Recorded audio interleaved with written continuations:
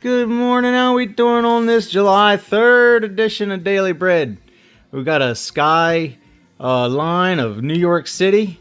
Look at that, with some fireworks and the American flag. It's America's 250th birthday tomorrow. Even though Declaration of Independence wasn't signed, or was signed on the 2nd, we don't celebrate till the 4th, because I think that's when we declared it from the king. I'm pretty sure that's what the history is, but I'm just glad that we have the freedom, the freedom to actually live here in America, to get into the word of Jesus, to have a religious freedom. Now, there's a lot of evil that comes with this freedom, but there's a lot of good, and a lot of good men that have died and women that have died to make sure that we have this freedom. Just God bless the United States of America and all of our difficulty. All right, God, where do you want us today in our daily bread? Do you want us in New Testament, Old Testament? I want to go to the New Testament. I'm here in New Testament, so I'm gonna hit the back of the book. Let's see what we got. Acts. I love Acts. This is Acts 23.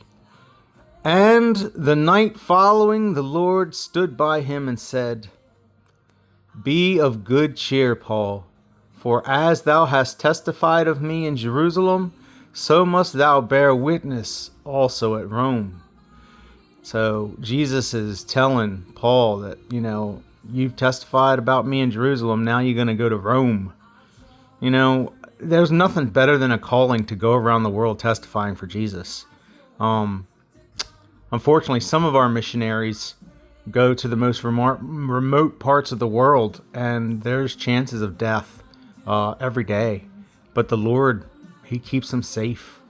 I have this one friend who actually went to Haiti, and he was just called there, him and his wife, and they're there, and then all of a sudden Haiti has that huge earthquake, and now they're realizing none of the money that they had saved up is getting to them, and they need to provisions just for themselves, not let alone this orphanage that they're trying to help.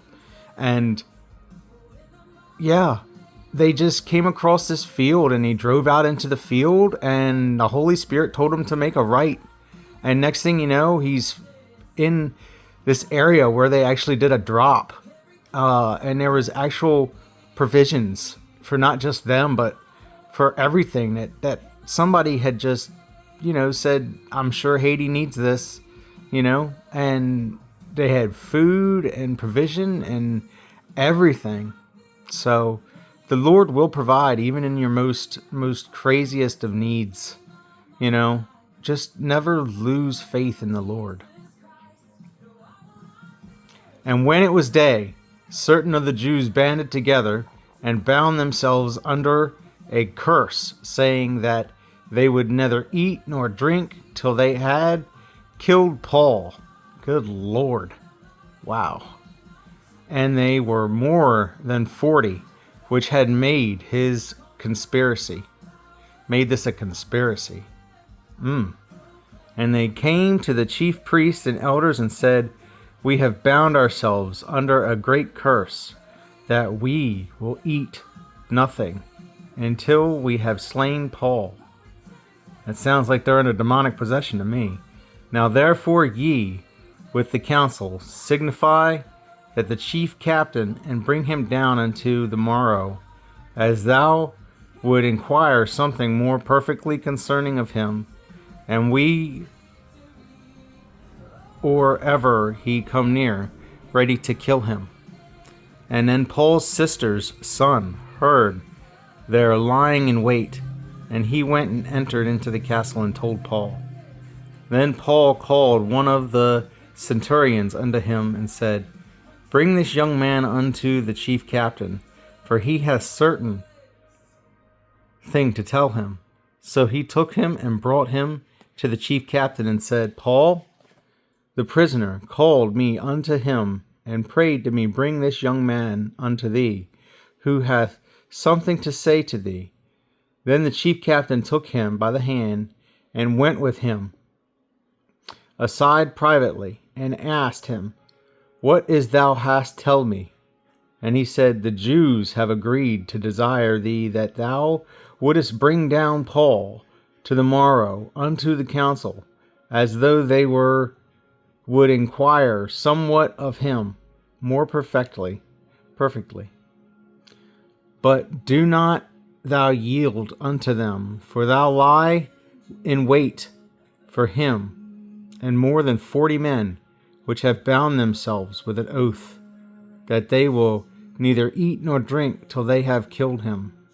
And now are they ready, looking for a promise from thee." The chief captain then let the young man depart, and charged him, "Tell no man that thou hast showed me these things."